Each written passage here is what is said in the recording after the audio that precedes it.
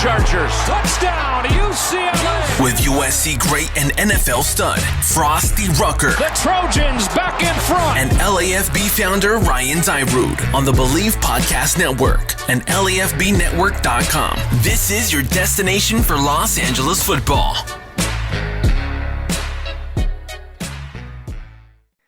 What's going on, Los Angeles football fans? It's Ryan Dyrud, host of the LA Football Podcast. I was at USC football spring game at the Coliseum. Wanted to jump on here quick, do a little recap, some thoughts, some observations. Overall, a great day, though. I mean, I think there's a lot of excitement around this program, as there should be, since Lincoln Riley and crew came to town last November. You know, we've seen a culture shift, which I've talked about many times, and after being at practice, you can feel it. You can really feel the energy, the urgency, the emotion, just a shift of excitement in this program inside the building and obviously outside the building. I think the city of LA is excited too, as was on display by a record-breaking crowd. Over 33,000 showed up for the spring game. I think it was 33,347 was the official number, which is the most ever recorded for a USC spring game. That includes the, 01 to 09 years of dominance. This was the most ever recorded. It's crazy how some of it was Bruins fans with, hey, love it. Love the rivalry. Hats off to Bruins fans. I cover the Bruins too, so might even have some Bruins fans listening right now. But it's funny how many Oklahoma fans are just SC haters now. And I get it. Lincoln Riley, who had a great tenure for Oklahoma, up and left for what I would say are brighter pastures at USC. I'm sure they would argue differently, but the amount of people that I haven't seen it at too much, just because I haven't been heavy on the SC beat since the season ended last year, but I'm getting more infiltrated in it now, and I'll be, kind of the guy for LAFB covering the team moving forward, at least for the foreseeable future, which I'm excited about. Couldn't be more blessed. But I'm starting to see more and more like Oklahoma fans just drop in to your mentions out of nowhere and just like to spew. I don't want to say hate because it's in fun. It's sports. I haven't had anything outside of just the realm of football. But obviously with the USC attendance being record breaking, but so many fans were, saying, oh, that's a lie, laughable. Look at what Oklahoma did, yada, yada, yada. And it's like, first off, who cares? It's a spring game. Like, someone's really coming at me. All I'm doing is saying what the attendance was at the game I was at. And people will come at me, him and Han and getting into an argument over spring ball attendance. I'd say it's funny. I think it shows how good Lincoln Riley is, because the fact that he left 5 months ago now, and there's still that kind of animosity towards USC for essentially stealing Lincoln Riley, says something. Like, I hope so bad that somehow SC and Oklahoma either play in a bowl game or somehow meet in the playoffs. That would be, that's a Hollywood story. It'd be amazing.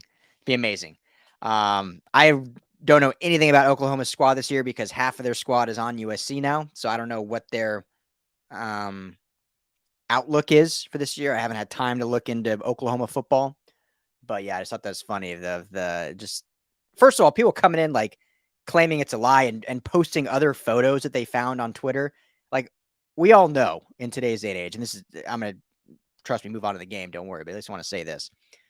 Two things. We know, one, photos can be pretty easily manipulated, whether it's with Photoshop, angles.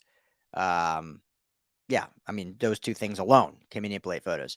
Two, the timing of photos. We saw it with the Rams parade, right? People posting photos 3 hours before the parade, or taking photos 3 hours before, I should say, but then posting it like, 30 minutes till the parade route starts, and it's like showing like empty.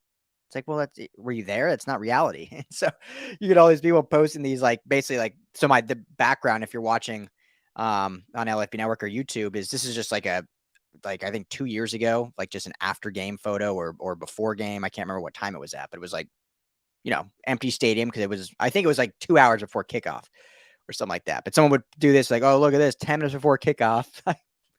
It's just, I don't know. It's funny to me how people get up in arms over the most silly things. But I was impressed. Crowd showed out, 33,000 plus for a spring game. It was a nightmare getting off the freeway to the stadium. It looks like they were not prepared for that many people. Getting off the MLK exit was not fun. Took like 45 minutes from the exit to get to the Coliseum. So that was fun. But game itself, man, we'll keep this kind of short and brief, but I thought good things overall for what short amount of time and how many practices they've been able to have. I think that there was a lot of good things to take away from this on both sides of the ball. Obviously, defense still needs a lot of work. But, as the game went on, I thought the defense kind of stiffened up. I'll get into some statistics here, but Caleb Williams. So basically, those that don't know, USC doesn't have like a ton of players. So a lot of spring games will split up like into two teams, like a crimson team and a white team. You have two offenses, two defenses. Trojans don't have enough for that right now. So they literally just had offense versus defense. And obviously there's, they have sub packages and they were, Caleb Williams and Miller Moss were rotating every series at the quarterback position. They just don't have enough bodies to do that. So they had this kind of cool scoring system where it was the defense started with 21 points, offense started with 0, obviously. Offensive points were normal, 6 points for a touchdown, 3 points for a field goal, 1 point for an extra point. And then the defense, I can't remember the full breakdown, but it essentially was 3 points for a stop. They'd get like 4 points for an interception or turnover. It was scaled like that way. So there was a way that they could also gain points from their 21. But the offense won the day, obviously, 134-30 was the total score at the end of the day. So, but the offense was clicking. And then, at the end there, Caleb Williams, back-to-back series ended up having to punt the football. So the defense kind of stiffened up and did well. So, but let's just quickly get into some of key players. Obviously, Caleb Williams, dude's going to be a star, man. I keep saying it. He already is a star, but just the way he carries himself, you're going to see the comfort he has running the offense in the pocket, just being a leader in general. He said at practice on Tuesday when I was there, but also said in his press conference after this game that, the good teams have great coaches that lead. The elite teams have great players that lead. And so they're trying to be that elite team. And it starts with leadership from the player level. Coaches can only do so much. And you can see Caleb Williams is a leader. It's pretty easy to see that. He's obviously talented, can spin the rock, fantastic. But just the way he talks, the way he carries himself, what he demands at the line of scrimmage, during the play, after the play on the sidelines, in practice, you can see it. And even Miller Moss said in his press conference that, and this was not, anyway, I guess it was a shot at the coaching staff last year, but it's more just a fact, right? Not sitting here playing drama and shots and stuff, but essentially said, last year, I don't think it's not that we didn't have the players capable of leading. We just weren't really given the correct tools or format to lead. And it's not saying the coaches were bad people or anything like that, but they just weren't putting their players in a position to lead. Whereas this coaching staff has kind of built a program and built a system that forces players to lead, which is how you become an elite team. And I think this can be an elite team, especially if they round out, add some more players before fall. So they, because right now it's a pretty thin roster. Any injuries happen, you're not looking great.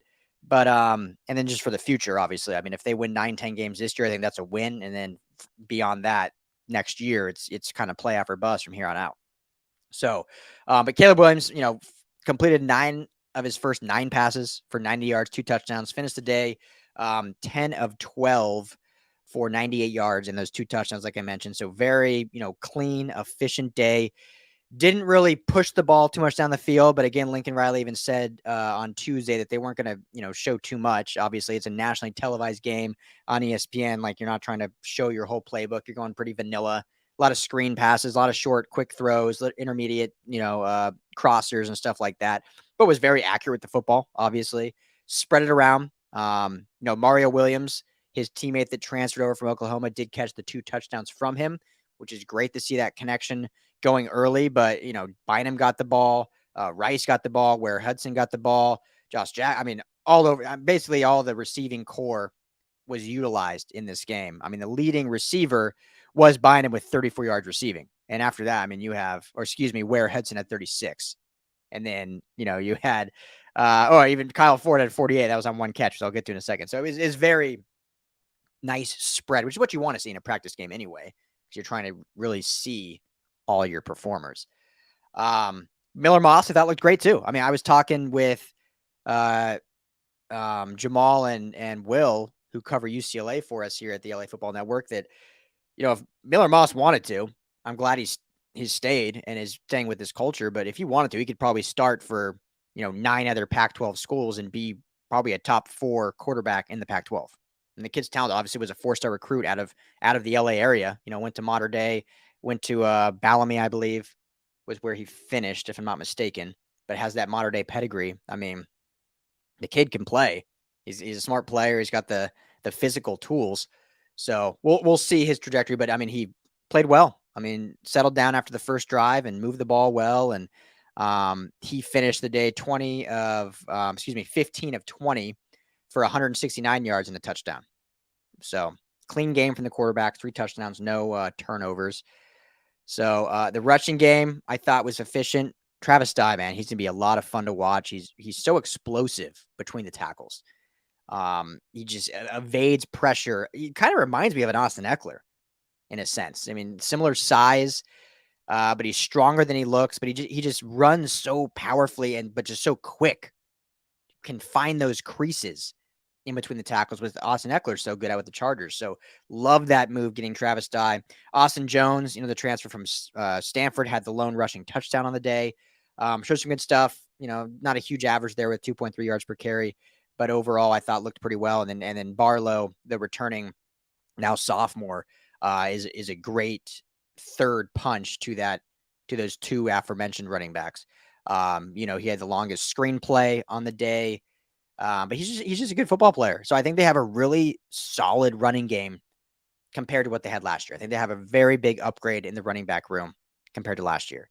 And I kind of mentioned the receivers, but this is just a good receiving core. I think it's very well rounded. You don't have a ton of size outside of Kyle Ford, who had the 1 catch, 48-yard touchdown from Miller Moss. But he's just a kid that I think I talked about it last show. I think he's your breakout candidate this year. I mean, he's got the size. He's got the football prowess, football IQ. He's got the right mindset, the team player mindset. For him, it's just staying healthy.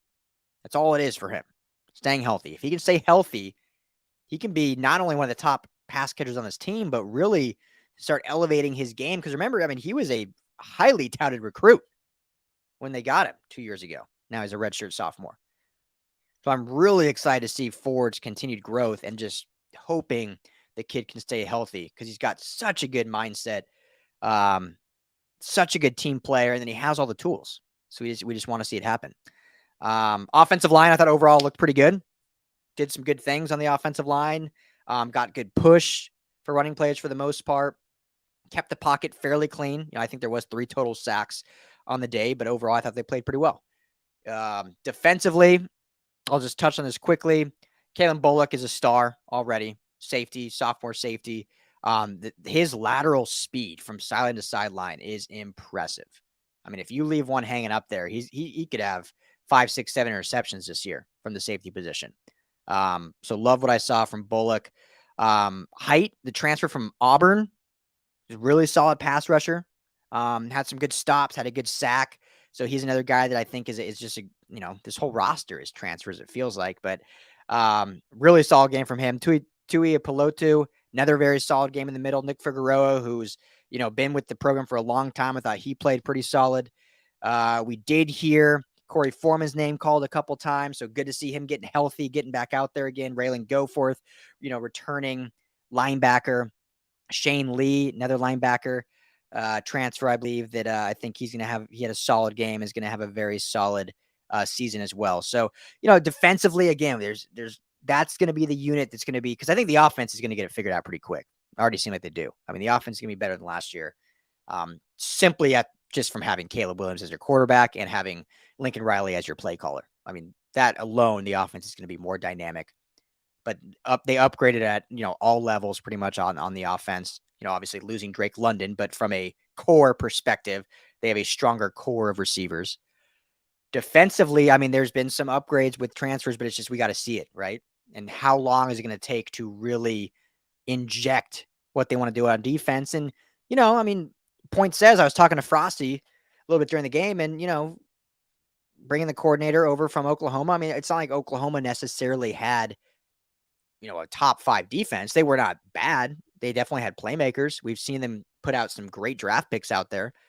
But will we see this defense be, a top 10 defense, or will they be a, hey, we just got to hold them to under 30 because we're going to score 30 plus points every single game? We'll see what it really looks like when we see this talent infused in this system and how it can stay consistent.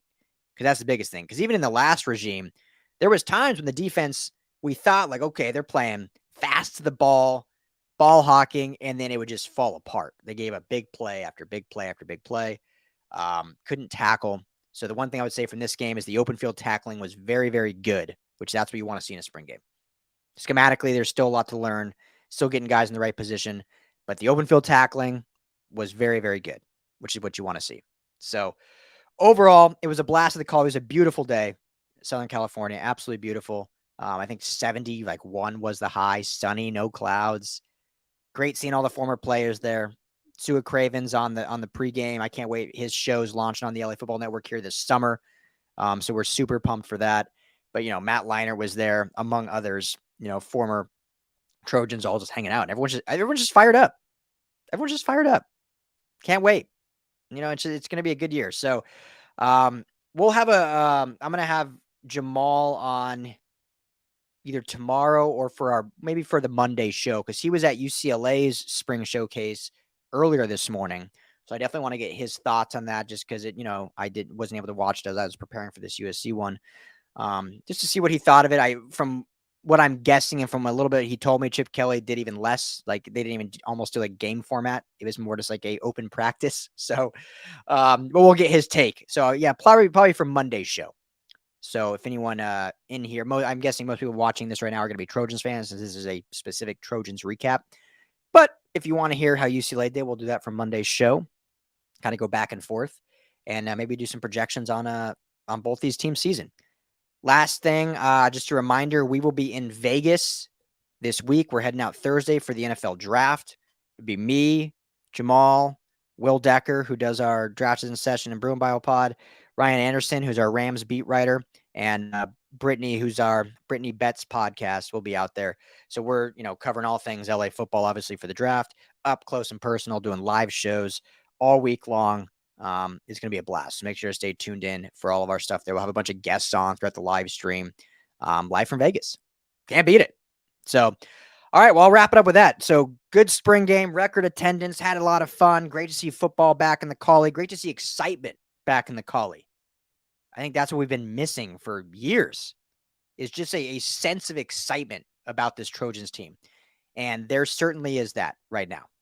That's my biggest takeaway. I mean, there was some great football play, but my biggest takeaway is the excitement around this program, which we have not felt in a long time.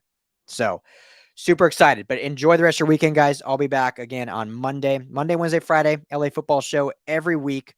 Obviously this week will be, a lot of stuff, just because we'll be at the draft all weekend also. So basically it'll be every day this next week of football content. So make sure to hit that subscribe button. You can find the LA Football Podcast wherever you get your podcasts, or just go to LAFBnetwork.com for all of our shows, video, audio, articles. Everything you need is going to be at LAFBnetwork.com.